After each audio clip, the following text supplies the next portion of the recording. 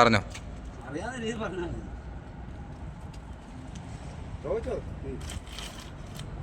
ഈ മാസം കഴിഞ്ഞാൽ കൊഞ്ച് കിട്ടും.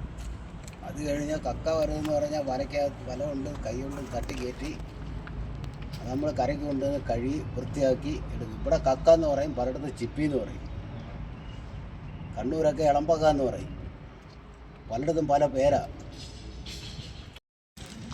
നമ്മളെ ചേട്ടൻ്റെ സ്ഥലം ഇവിടെ തന്നെയാണ്, ചെറുമൂട് എന്ന് പറയും.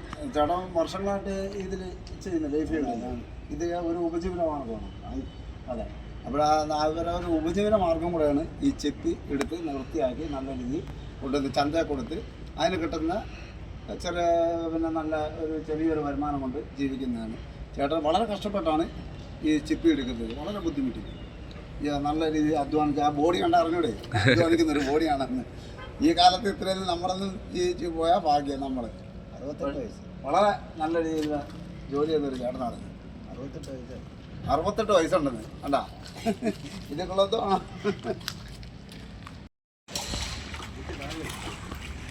നമ്മളെ കക്കയാണ്, കക്ക കായില്ല കക്ക എന്ന് പറയും. നമ്മുടെ നാട്ടിലെ കക്ക എന്നാണ് പറയുന്നത്.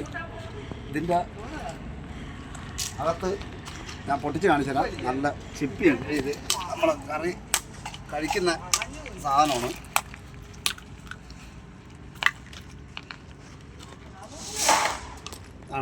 ഇതാണ് സാധനം. ഇത് മീനെയും പിടിക്കാം, മീനെ പിടിക്കാൻ പറ്റും. തേട് അങ്ങനെയുള്ള കുറേ ഇത് പിടിക്കും.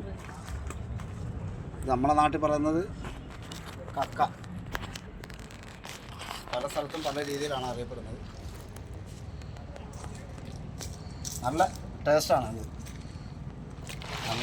ഇത് ശരിക്കും ഇത് ചെയ്യുന്നതെന്ന് വെച്ച് കഴിഞ്ഞാൽ നമ്മൾ കക്ക ഒരു ചരുവത്തിനകത്തിട്ട് നല്ല രീതിയിൽ ചൂടാക്കി കൊടുത്താൽ ചൂടാക്കി കഴിഞ്ഞാൽ അതിൻ്റെ ചിപ്പിയിലെ 2 ഭാഗവും പൊട്ടി മാറി ഇതിനകത്തുള്ള നമുക്ക് ആ മാംസം കിട്ടും, നല്ല മാംസം. അത് ഇതിൽ തേങ്ങയൊക്കെ ഇട്ട് തേങ്ങാപ്പീരയും മഞ്ഞളും ഇതൊക്കെ ഇട്ട് കുരുമുളകൊക്കെ ഇട്ട് ചെയ്താൽ ഒരു പ്രത്യേക ടേസ്റ്റാണ്. നല്ല സാധനം. ഇനിയും നമ്മൾ പുതിയ പുതിയ വീഡിയോകളുമായി നിങ്ങളെ മുന്നിൽ എത്തുന്നതായിരിക്കും. വീഡിയോകൾ പുതിയത് എത്തുന്നതിന് വേണ്ടി നിങ്ങൾ സബ്സ്ക്രൈബ് ചെയ്യുക, കമൻറ്റ് ചെയ്യുക, ഷെയർ ചെയ്യുക, ലൈക്ക് ചെയ്യുക. Okay, by.